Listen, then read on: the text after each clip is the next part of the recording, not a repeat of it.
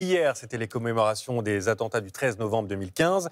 Et cette semaine, calendrier d'ailleurs un peu douteux, l'avocate de Salah Abdeslam, dernier survivant de ces attaques, condamné, je le rappelle, à la perpétuité incompressible, a fait savoir qu'il était ouvert à une démarche de justice restaurative.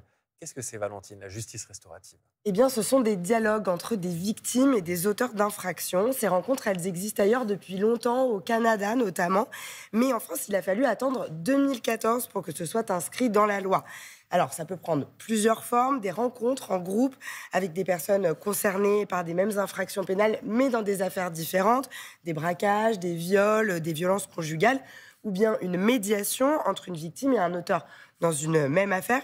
Mais en réalité, il est plutôt recommandé de ne pas confronter une victime et un auteur d'une même procédure. Quoi qu'il en soit, les participants ne sont jamais seuls. Ces rencontres sont toujours préparées en amont et encadrées par une personne formée.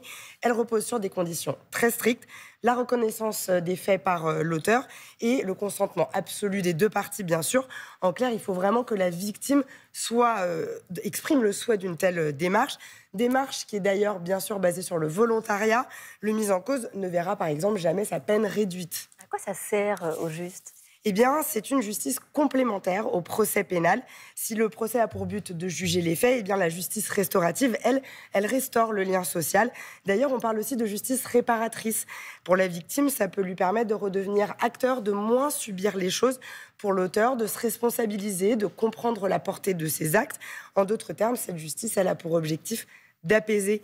En 2023, la réalisatrice Jeanne Herry y avait d'ailleurs consacré un film très réaliste. Je verrai toujours vos visages. Super film. Voilà, et les victimes expliquaient ce qu'elles avaient vécu tout en essayant d'instaurer un dialogue, de comprendre le mobile de leurs agresseurs. Mais dans ce film, on ne parle pas de terrorisme. En revanche, là, avec Salah Abdeslam, ça peut fonctionner dans une affaire de terrorisme. Tout à fait. En fait, la justice restaurative, elle n'exclut aucun crime, pas même ceux de terrorisme. Mais sur ce point, on en est allé au balbutiement en France.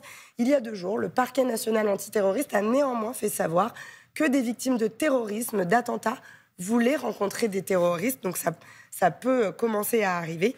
Donc s'il est favorable à une justice restaurative, le parquet spécialisé note néanmoins qu'il faudra accompagner les victimes et quels condamnés il faudra choisir pour participer à ce projet. Le rejet de la radicalité violente étant bien sûr le principal critère en ce qui concerne... Vous pensez que ça peut fonctionner avec Salah Abdeslam? Évidemment, vous l'avez dit tout à l'heure, s'il est éligible, le processus il sera évidemment très long.